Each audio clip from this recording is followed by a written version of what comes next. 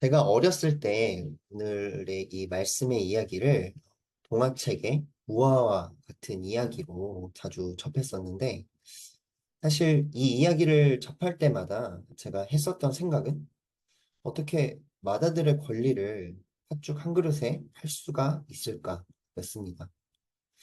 마다들의 권리를 팥죽 한 그릇과 맞바꾼 그런 에서의 행동을 그 당시 저로서는 도무지 이해할 수가 없었는데요. 제가 두 명의 여동생을 둔 첫째 아들은 맏아들입니다. 그래서 당시에 제가 맏아들의 권리는 너무나 소중한 거야. 그걸 가볍게 여길 수 없어. 그래서 정말 잘못했군. 그렇게 생각했던 것은 아니고요. 사실은 제가 어릴 적에 편식이 너무나도 심했던 탓에 팥죽은 저에게 있어서 손에 꼽는 맛없는 음식 중에 하나였고, 어떻게 팥죽 같은 음식에 무언가를 바꿀 생각을 하다니, 아무리 배가 고파도 그렇지 하는 그 정도의 수준에서 에서를 이해하지 못했던 것입니다. 저의 그러한 편식 습관 때문에 저는 절대로 에서처럼은 안 할 거야 확신하고 장담할 수 있었던 것이었죠. 뭐 만일 성경에서 팥죽 대신 피자나 햄버거가 나왔다면 그때 그런 장담을 하지 못했을 거란 생각도 드는데요. 그런데 이제는 또 제가 팥죽을 아주 잘 먹습니다. 그래서 오늘의 이 시간을 준비할 때는 마다들의 권리에 대해 혹시라도 제가 팥죽 한 그릇에 그것을 팔아먹지는 않을까 하는 그런 마음을 또 경계하면서 그 안에 있는 의미를 다시 한번 생각해 보게 되었는데요.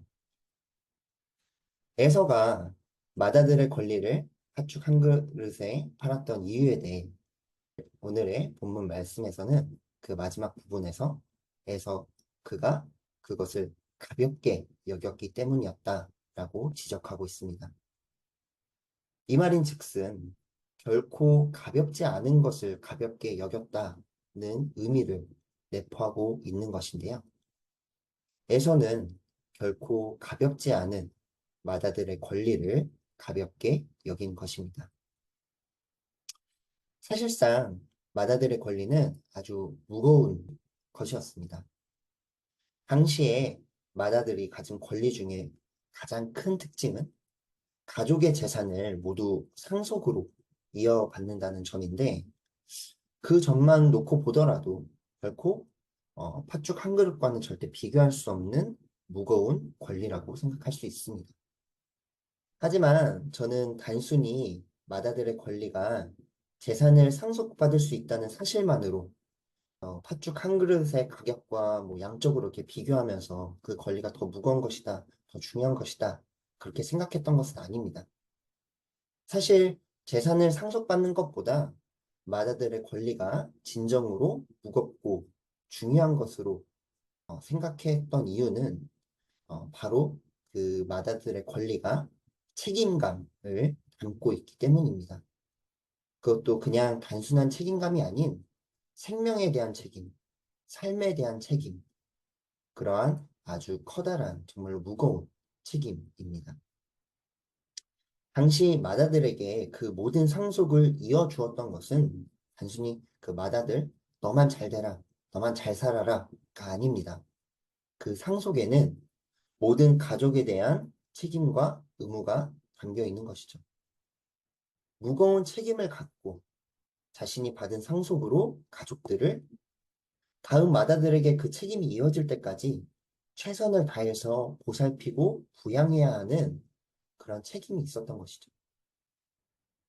물론 이것이 뭐 첫째와 꼭 아들에게만 적용되는 것이냐 하는 이에 대한 시대착오적인 부분에 대해선 오늘날에는 분명 다르게 적용될 수 있다는 점을 잠시 언급하고 이 책임감에 대한 주제에 한정돼서 좀 더 이렇게 집중해서 이야기를 이어나가 보면 분명 마다들의 권리는 막중한 책임과 의무가 따르는 권리였습니다.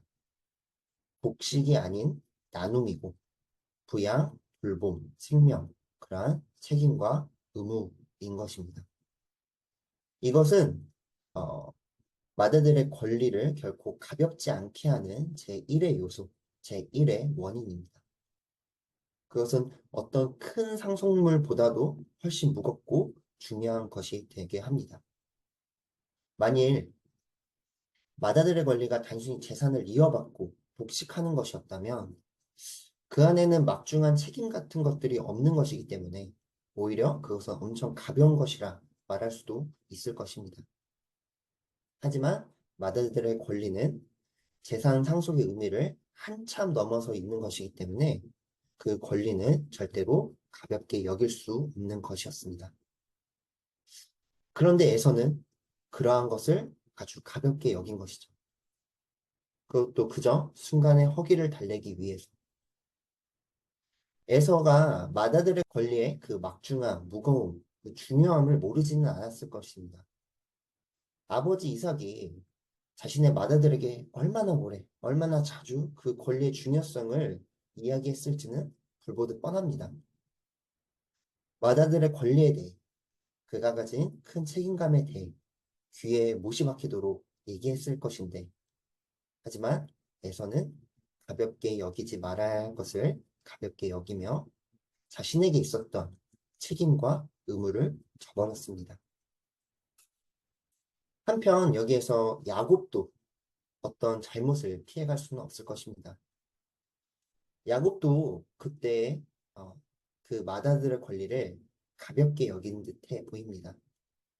그 팥죽 거래가 실제로 효력이 있었는지 없었는지를 떠나서 그 역시 그 권리를 팥죽 한 그릇에 사고 팔 수 있는 정도의 가벼운 것으로 생각했고 어쩌면 그것은 복식할 수 있는 상속물에 대한 욕심에서 비롯된 것으로까지 볼 수 있을 텐데 에서와 마찬가지로 야곱도 가볍지 않은 것을 가볍게 여겼습니다. 어쩌면 마다들이 받았을 그 상속물을 대신 이어받아서 팥죽 한 그릇으로 인생이 역전하는 그런 이후에 행복한 삶을 꿈꿨을 야곱이지만 실상 마다들이 받을 축복을 대신 받고 난 후에 야곱의 삶은 그가 전혀 예상하지 못했던 쫓기는 자의 삶이었고 고난의 삶이었습니다. 물론 그 삶은 가볍게 여기지 말아야 할 것들에 대해 깨닫는 과정이었고 결국에 그 과정이 지나서 야곱이 다시 에서를 만났을 때 야곱 자신이 가진 것을 자신의 형에게 선물함으로써 진정한 마다들의 권리의 의미를 회복시키면서 그 갈등과 깨달음의 여정이 마무리가 됩니다. 그러면서 이제는 희년의 관점에서 오늘의 말씀을 다시 생각해 보게 됩니다. 희년은 마다들의 권리와도 같습니다. 희년은 우리를 당신의 자녀로 삼으시는 하나님께서 우리에게 부여하신 권리입니다.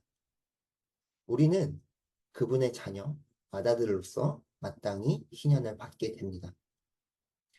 희년을 통해서 우리에겐 정의로운 토지와 빛 한강, 자유와 해방, 온전한 회복 같은 온갖 선하고 좋은 것들이 주어지게 됩니다.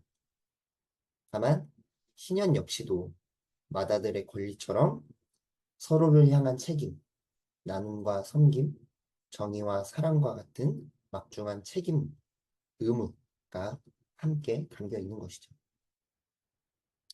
우리가 그 선하고 좋은 것으로의 희년을 온전히 받기 위해선 막중한 책임감을 함께 가지고 가야 합니다.